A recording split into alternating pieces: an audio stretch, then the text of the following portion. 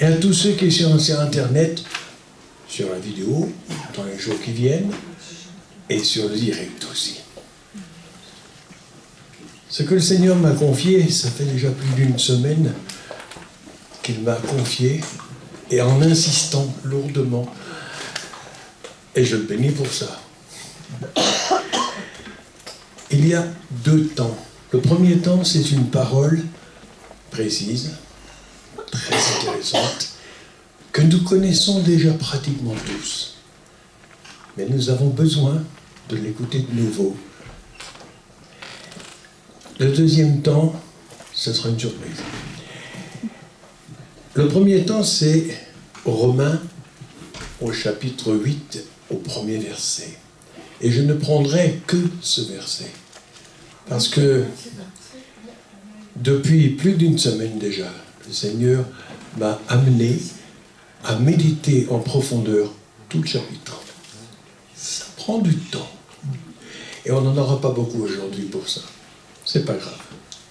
On aura tout le temps, en rentrant à la maison, de reprendre nos Bibles, de les ouvrir à Romains 8, à tête reposée, sans être dérangé du tout, en coupant le téléphone, tout, même la sonnerie de la porte, mais en étant très attentif.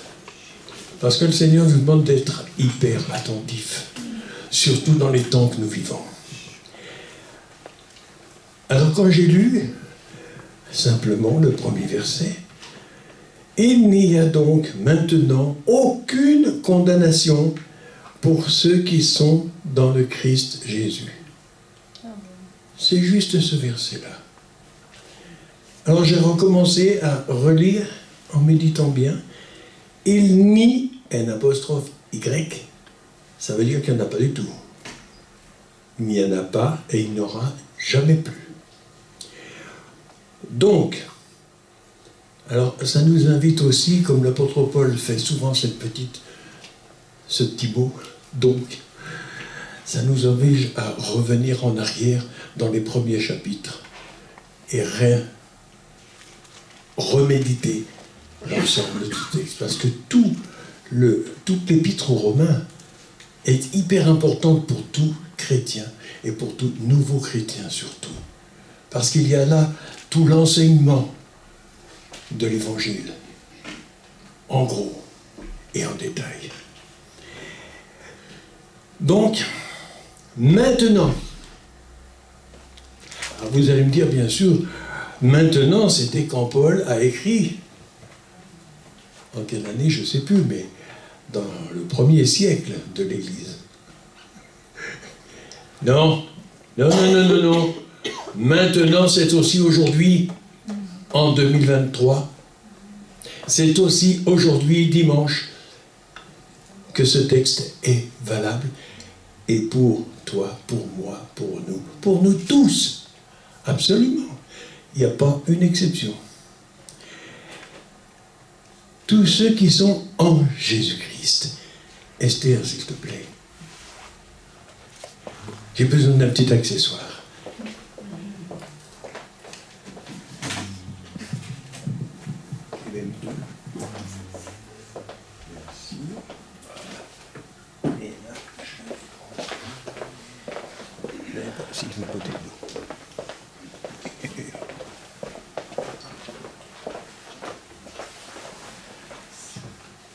J'aime la simplicité, pardon.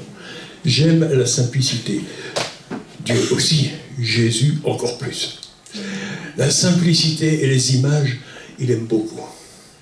Dans tout l'Évangile, il utilise de nombreuses images pour nous faire comprendre, pour se mettre à notre hauteur. Parce que lui, il peut aller beaucoup plus haut, beaucoup plus loin. Mais nous sommes petits. Et nous avons besoin, pour bien comprendre, d'images précises. Et tout dans l'Ancien Testament est images mises en pratique et en application dans le Nouveau. Alors, quand l'apôtre Paul nous dit « tous ceux qui sont en Jésus-Christ », qu'est-ce que vous voyez là? La boîte. Une belle boîte. Et là, La bouteille d'eau. Une bouteille d'eau. Dans la boîte. Qu'est-ce que vous voyez maintenant? On est dans la boîte. Toujours la boîte. Dans la boîte. Vous ne voyez pas ce qu'il y a dedans. Vous ne voyez que la boîte. Ce qui veut dire, en fait, cette image que le Seigneur m'a donnée est claire pour moi, en tout cas. Très claire. Ceux qui sont en Jésus-Christ ne doivent pas être vus, ni même entendus. La boîte, c'est Jésus. En Dieu, en Jésus. Je ne vois plus la bouteille, je vois la boîte. Je ne vois plus l'orateur, le prédicateur, le prophète ou qui que ce soit. Je ne vois que Jésus, Dieu qui parle. Ok? Beaucoup trop, je dis bien trop, et je pèse mes mots, de serviteurs qui ont été choisis par Dieu ont commencé dignement à apporter la parole de Dieu, mais on a vu trop leur nom sur les étiquettes, sur les affiches. Beaucoup trop. On ne les voit plus. On ne voit plus celui qu'ils ont envoyé. C'est là un grand dommage. Parce que ce n'est pas la volonté du Père. Le Père ne veut pas que nous soyons voyus, que nous soyons vus, mais que lui soit vu à travers nous. Bien sûr, nous avons entendu aussi ce matin qu'il est en nous. Alors imaginez que dans cette grande boîte, j'y mette un projecteur de bonne taille quand même, 500 watts, une super ampoule, et je la mets dedans, et je l'allume. Vous en verrez la lumière à travers. Ok. C'est aussi l'image que le Saint-Esprit veut nous donner. Nous autres qui avons la charge d'apporter cette parole, Paul, Monique, Marie-Jo, moi-même, et quelques autres encore, Bertrand, Samuel, voilà. je te vois, et bien d'autres encore. Et ceux qui le font aussi dans leur famille, dans leur maison, à leur travail, dans les rues, partout. Nous avons tous la même charge, de refléter uniquement celui qui nous envoie, pas nous-mêmes. Notre nom, on le laisse de côté. Notre image, elle n'est pas parfaite du tout, c'est certain. Alors on la laisse aussi de côté. Mais l'image de celui qui nous a envoyés, avec sa parole, ah là, celle-là, elle est précieuse. Alors pour être bref, je dirais aussi que la deuxième partie de ce que le Seigneur m'a confié, il me l'a confié ce matin à mon réveil. Il m'a dit, ne crains pas. Ouvre ta bouche et je la remplirai. Il l'avait dit au prophète Ésaïe. Il me le dit encore aujourd'hui et il le dit à chacun de nous. Ne crains pas ceux qui viennent pour te reprendre, pour te critiquer, pour retourner, pour interpréter ce que tu as dit ou ce que tu as fait. Ou pour dire, il a dit ça, il a fait ça. Stop. Ce n'est pas ça que j'écoute. Je ne les écoute pas, cela. Parce que je te connais. Je te connais dans ton cœur, au fond de toi. Je sais qui tu es. Et la parole que je t'ai donnée, tu viens et tu l'apportes, comme je te l'ai donnée. Ça dérange? Tant mieux. Elle est là pour ça. Parce que nous avons tous besoin d'être dérangés.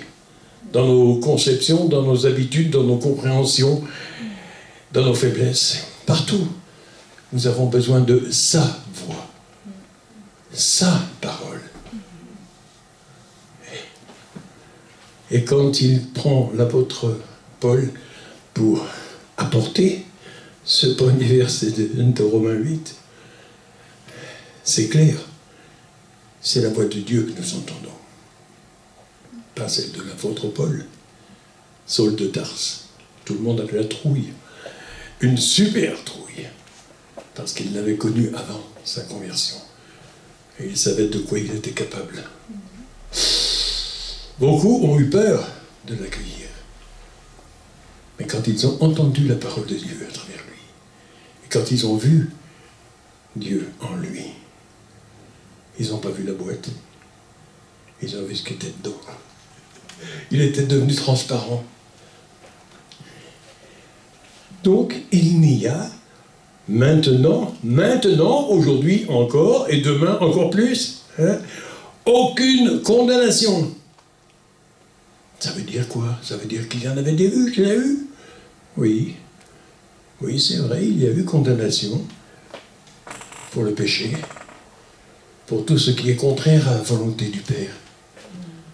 Il y avait condamnation. Et quand l'apôtre Paul dit, un peu avant et après aussi, que le salaire du péché, c'est la mort. Ouh! Ça jette un froid dans le dos, hein? C'est nécessaire. C'est nécessaire, ce petit froid dans le dos, parce que ça permet d'aller chercher plus loin et de chercher la solution. Parce que la première personne que l'on rencontre dans la parole de Dieu, c'est nous-mêmes. Parce que la parole nous montre qui nous sommes. Dans quel état nous sommes. Ça, c'est hyper important. Il n'y a pas plus précieux que la parole de Dieu.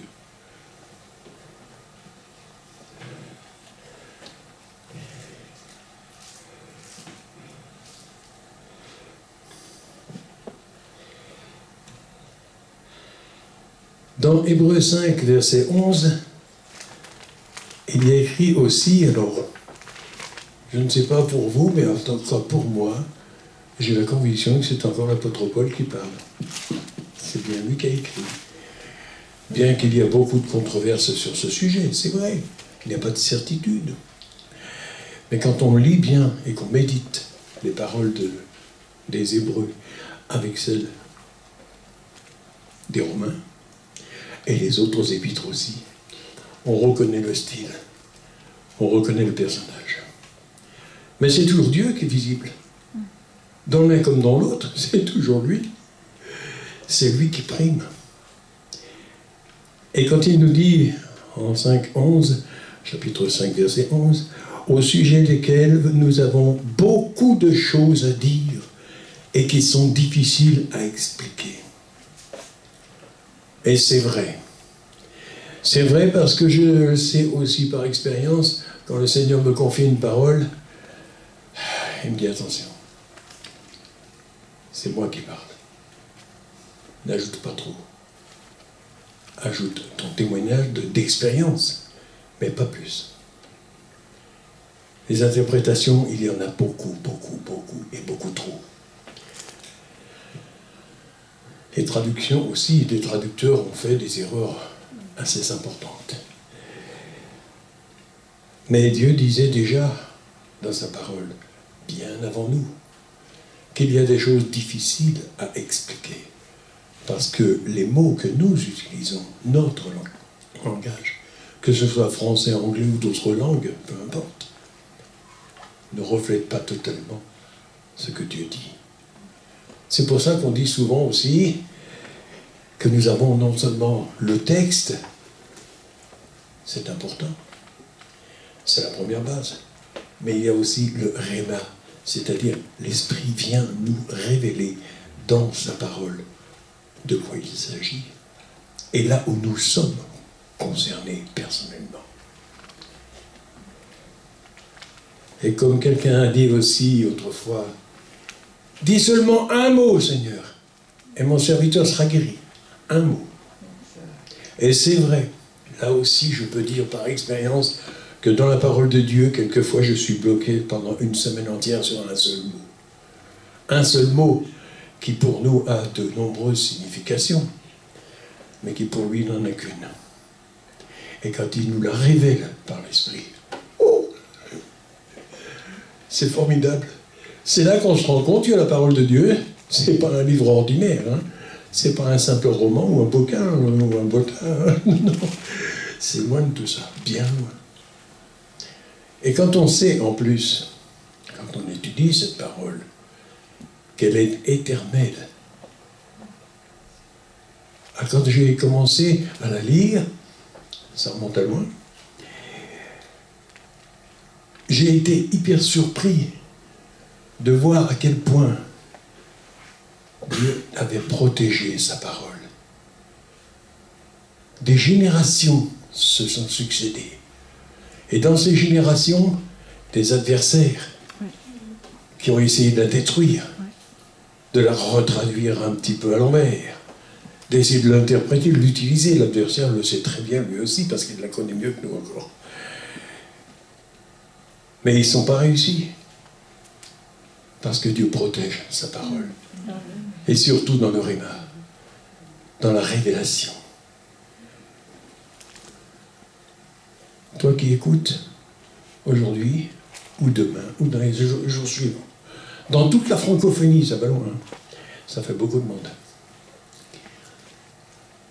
Quand tu lis la parole, prends le temps de se concentrer dessus, tranquillement, en paix, sachant d'où elle vient, qui l'a dit, qui l'a donné, et ce qu'elle signifie pour toi. C'est hyper important. Moi, j'ai vécu maintenant 63 années avec Dieu et avec sa parole, et je peux vous dire que je ne pourrai jamais, jamais m'en passer. D'une part parce qu'elle est éternelle, donc je suis tranquille pour l'avenir. Mon avenir, il est là-haut avec lui, en paix. Et là, j'aurai encore du temps pour fouiller ce que je n'ai pas pu voir, parce que il faut plus qu'une vie pour tout prendre. Mais il faut une vie pour prendre le mot que Dieu nous donne aujourd'hui. Eh oui.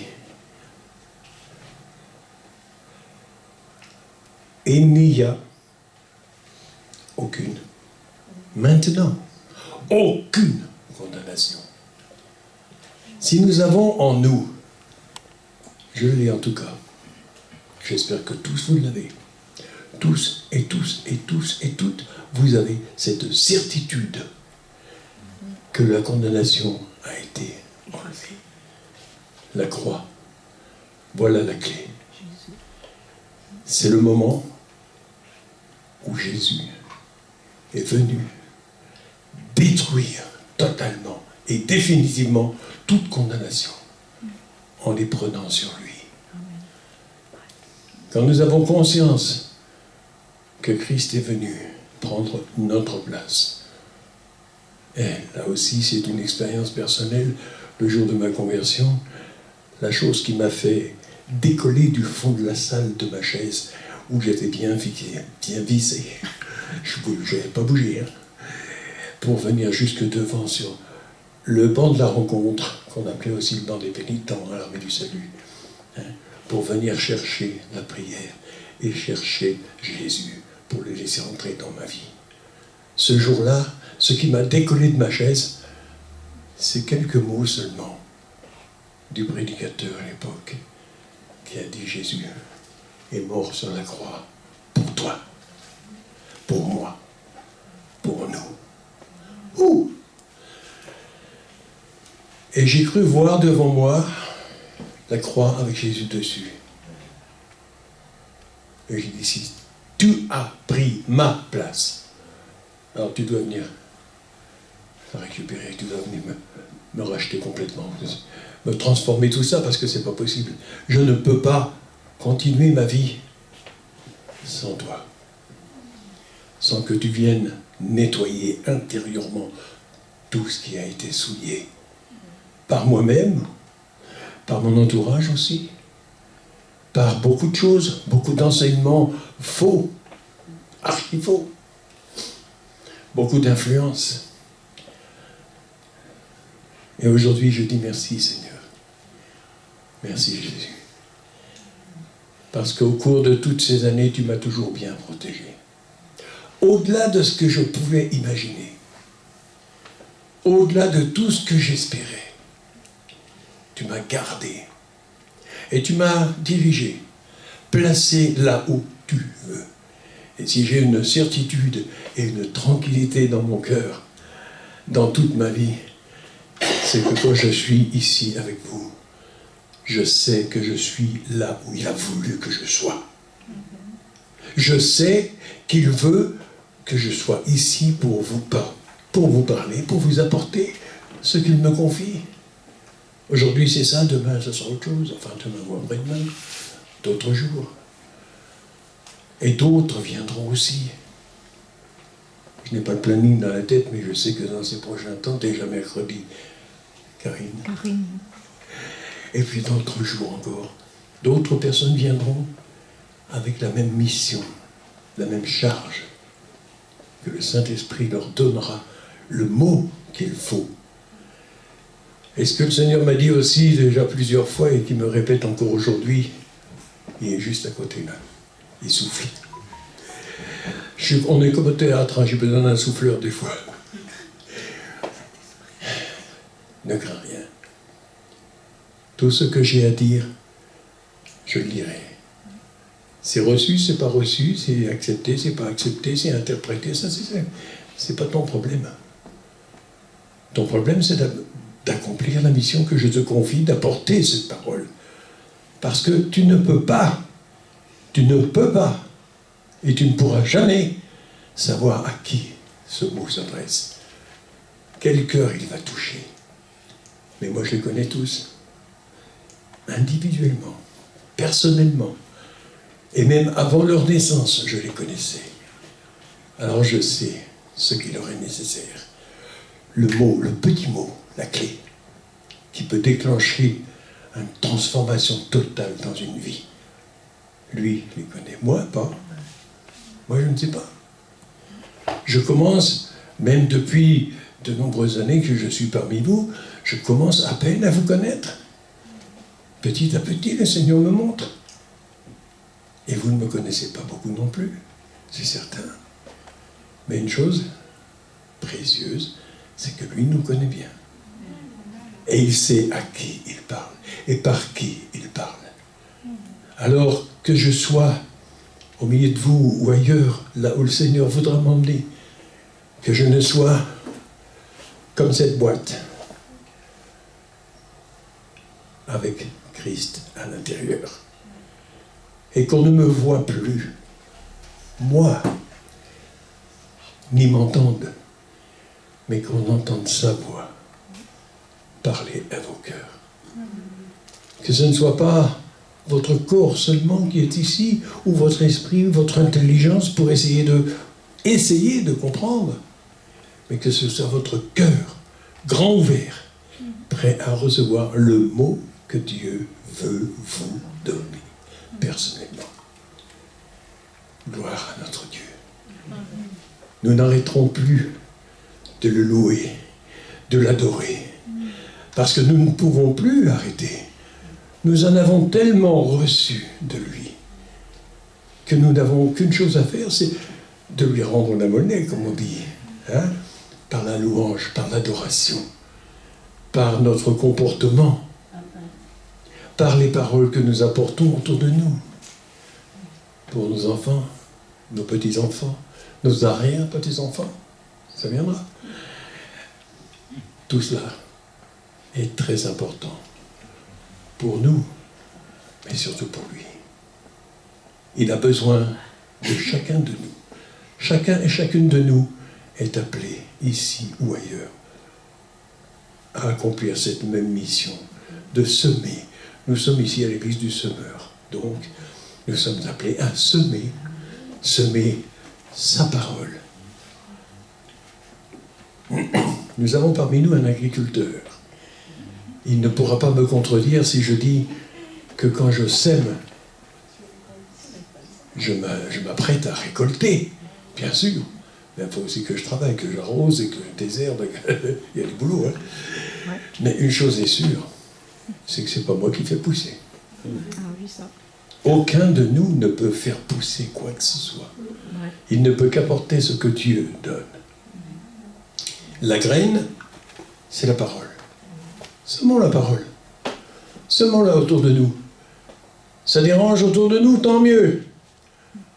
Parce que quand ça dérange, ça donne envie à la personne dérangée d'aller chercher plus loin, d'aller fouiller soi-même pour essayer de découvrir. C'est vrai ce qu'il a dit? C'est vrai ce que j'ai entendu? Il est mort pour moi? Pour moi aussi? C'est possible ça? Oui. Et comme dit encore cette parole dans Luc 1,37, rien, mais alors là, rien n'est impossible à Dieu. Alors que ce soit une guérison, une délivrance, un arrangement dans la famille, un retour dans la famille. Toutes ces choses-là, à nous, ça nous paraît monstrueux, impossible. C'est pas possible, c'est pas possible. Rien ne lui est impossible. Il peut tout rétablir. Tout. Ça fait beaucoup. Alors je vous laisse méditer encore. Méditez aussi longtemps que vous pouvez. Consacrez-vous totalement. Un des prochains messages que j'entrevois, à moins que le Seigneur me contredise, ça peut arriver, ce sera le thème de la consécration. Ça va peut-être demander plusieurs messages, un certain temps, mais ça sera très important aussi. Et nous savons, dans toutes nos assemblées partout à travers le monde, que ce terme de consécration a été galvaudé, oublié, mis de côté, dérangeant peut-être pour beaucoup, dans nos familles, dans nos environnements, dans notre personnalité, dans nos habitudes. Mais si Dieu nous demande de nous consacrer à lui, de rentrer dans la boîte pour que la boîte seule soit vue, ça demande un sacrifice. Qui parle de sacrifice? Le premier qui en a parlé, c'est celui qui l'a fait. Et c'est le sien. Il nous a fallu d'être aussi libres aujourd'hui pour annoncer sa parole. Gloire à Jésus. Gloire au Père. Gloire à l'Esprit. Le Père, le Fils, le Saint-Esprit. Un seul et même. Dieu tout entier dans ta vie, dans ta vie, dans ta vie, partout où tu es. Continue ta vie entière, mais commence aujourd'hui avec lui, en lui et lui en toi. C'est possible. C'est tout à fait possible. La preuve, nous sommes là. Merci Seigneur. Tu fais les choses tellement bien, tellement simplement.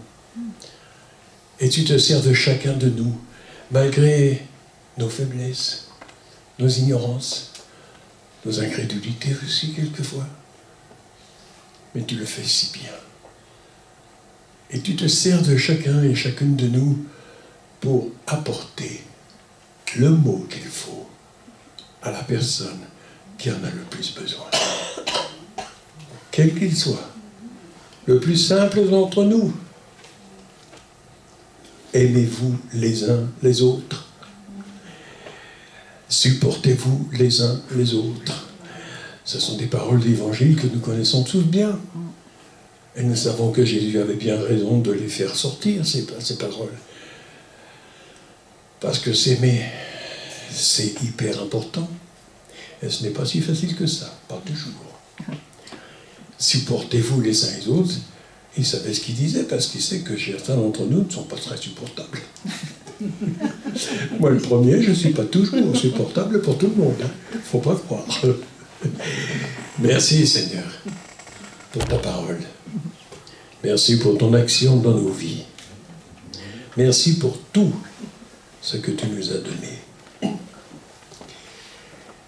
Tu nous as donné de nombreuses années à vivre ici, sur cette terre, et à apporter ta parole, c'est-à-dire ta vie, ta personne, ta présence. Viens, Seigneur, coule maintenant dans les cœurs. Ceux que tu les connais très bien. Viens, coule dans leur vie. que ta vie, mon ami, mon frère, ma sœur, soit maintenant remplie, mais remplie à déborder, et plus encore, de Jésus. Rien que de Jésus. Amen. Amen.